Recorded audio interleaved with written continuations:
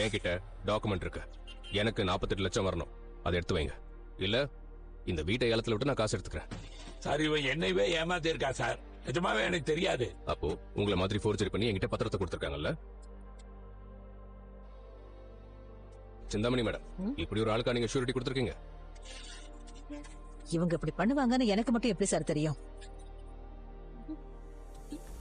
எனக்கே இது அதிர்ச்சியா தான் சார் இருக்கு.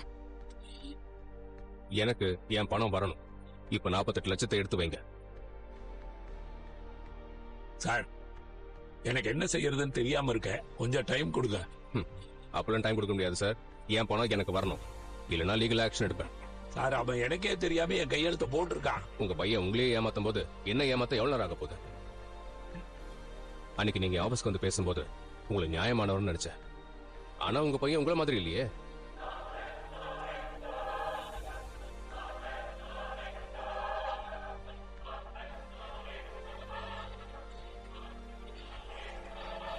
எனக்கு என் பணம் வந்தாகணும், இல்லைன்னா வீட்டை நான் ஜப்தி பண்ணி ஏலத்துல விட்டுருவேன். யோ, தப்பு பண்ணது அவன். கீழ் போர்ஷன் மட்டும் தான் எங்க தாத்தா எங்க அம்மா பேர்ல எழுதி கொடுத்தது. இந்த வீடு என் அப்பா அவர் வேர்வை சிந்தி கஷ்டப்பட்டு கட்டினது. அதெல்லாம் நீ கேட்டவனே தூக்கி கொடுக்க முடியாது. அப்ப ஏன் பணத்தை கொடு, நான் பத்திரத்தை கொடுத்துட்டு போயிட்டே இருக்கேன். இப்பதானே சொல்ற, உடனே எப்படி கொடுக்க முடியும்? இங்க பாருங்க சார், இந்த வீடு எங்களுக்கு கோவில் மாதிரி. இதை யாருக்கும் எங்க மாமா கொடுக்க மாட்டாங்க. தயவு செஞ்சு எங்களுக்கு கொஞ்சம் டைம் கொடுங்க. என்ன பார்த்தா முட்டாள் மாதிரி தெரியுதா? 48 லட்சம் எனக்கு வரல. என்ன உனக்கு பணம் தானே, எப்படியா நான் தரேன்?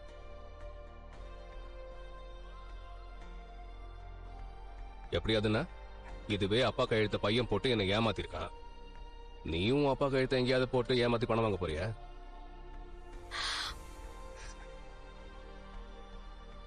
திருடனையும் ரவுடியும் தான் உங்க அப்பா வளர்த்து வச்சிருக்காரு.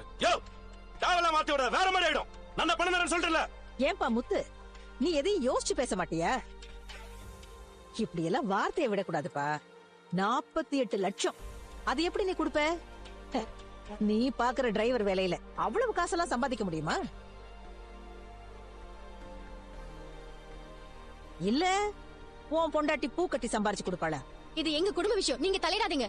என்ன நம்பிதானே அவர் பணம் கொடுத்தாரு. அப்ப எனக்கும் தானே கெட்ட பேரு. சார், உங்க பையன் ஃபோர்ஜரி பண்ணி சைன் பண்ணிருக்கான். நான் இப்ப போலீஸ்க்கு கால் பண்ணா உங்க பையன் அரெஸ்ட் பண்ணி உள்ள வச்சிருவாங்க. என் பணத்துக்கு இப்ப என்ன பதில் சொல்றீங்க? என்ன சார் சொல்ல சொல்றீங்க? என் பையன் என் கையெழுத்து போட்டிருக்கான். அவனை என் பொண்டாட்டி எனக்கு தெரியாம கையெழுத்து போட சொல்லி இருக்கிறான். அதுக்கப்புறம் நான் உயிரோடு இருக்கிறது பெரிய விஷயம். அப்பா என்னப்பா இது பாரு, இது எங்களுக்கே தெரியாம நடந்திருக்குது. எனக்கு ஒரு வருஷம் டைம் கொடு, அதுக்குள்ள நானே என்ன கடன் அடைக்கிறேன். ஒரு வருஷமா? அதுக்குள்ள நான் கடன் அடைக்கலன்னா இந்த வீட்டை எடுத்துக்கோ. நீ எத்தனை பத்திரத்தை வேணா கையெழுத்து போட்டு தரேன்.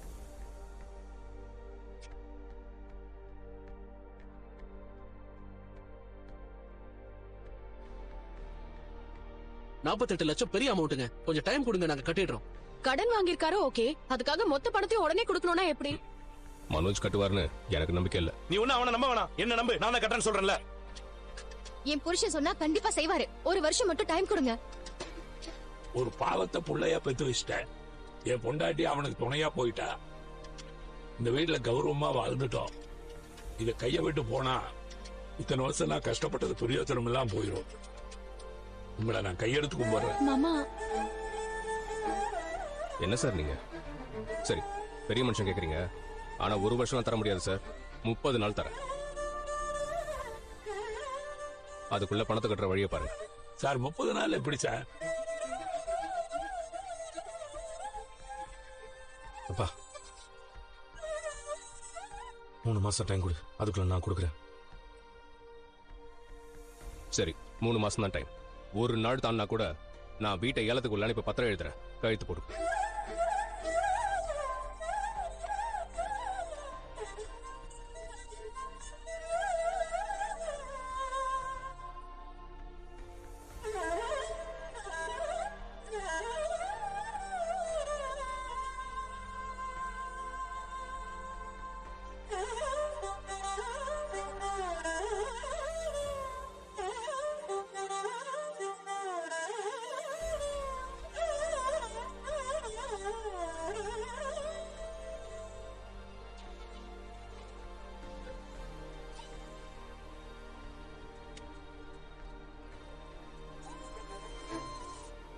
நீ, உன் பொண்டாட்டி, உன் அப்பா, அம்மா எல்லாரும் சைன் பண்ணுங்க.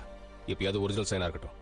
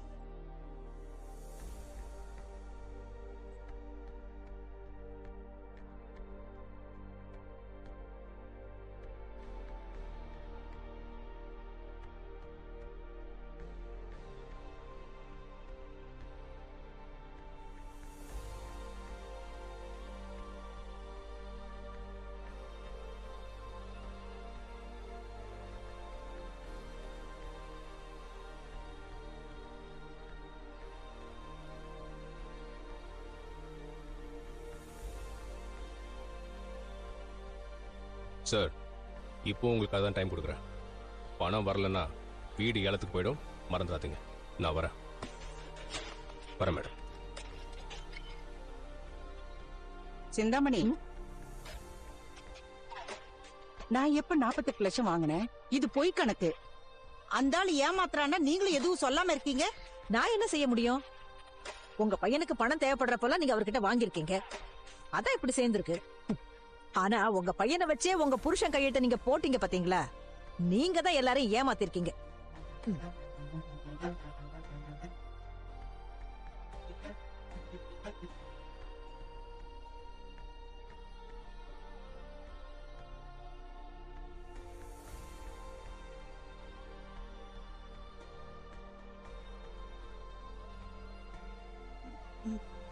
எங்க நான்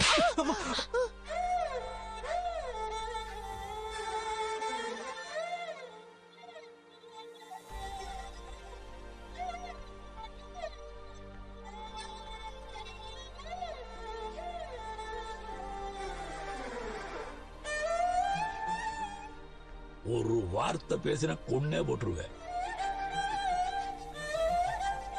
இந்த வீட்டை அடக வைக்கல, என் மானம், மரியாதை, கௌரவம் எல்லாத்தையும் அடமான வச்சிட்டேன்.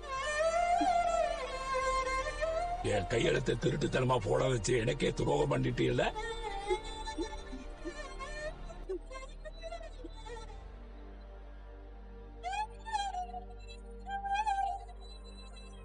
உன்னாலையும் மனோஜனாலையும் இந்த கடன் முத்து தலையில விழுந்திருக்கு. நீ அதை விடுப்பா, நான் கட்டிடுவேன்ப்பா, என்ன நம்புப்பா. வேற யார நம்புறது? இந்த கடல்ல இருந்து இந்த வீட்டை காப்பாத்துறதுக்கு உன்னாலையும் மீனவனாலையும் தான் முடியும்.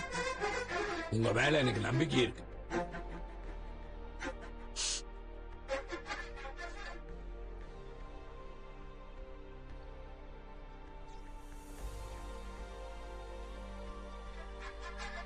ஒண்ணு மட்டும் சொல்றேன், நான் 3 பிள்ளைகளையும் சமமா தான் பாக்குறேன்.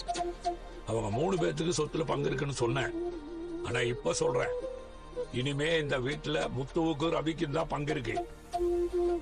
மனோஜுக்கு இந்த வீட்டுல இருந்து ஒரு செங்கல்ல கூட கிடைக்காது.